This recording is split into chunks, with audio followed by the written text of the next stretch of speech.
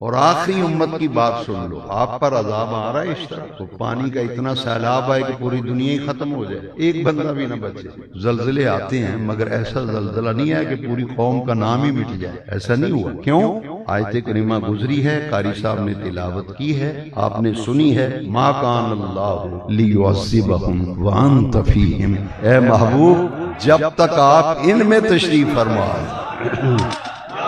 جب تک آپ ما کان اللہ لیظہر المؤمنین علی ما انتم حتی یمیز الخبیث من الطیب، وہ منافقوں کو جب نکال دیا تھا، اب جو خالص مومن رہ گئے تو اللہ کریم نے فرمایا ان قوموں سے وہ ساری بیماریاں جو پہلی قوموں میں تھیں ہمارے اندر ساری موجود ہیں۔ شعیب علیہ السلام کی قوم جب کپڑا بیچتے تھے تو ناپ کرتے ہوئے کم دیتے تھے، کوئی چیز تولنی ہوتی تھی تو تول کے کم دیتے، ڈنڈی مارتے تھے۔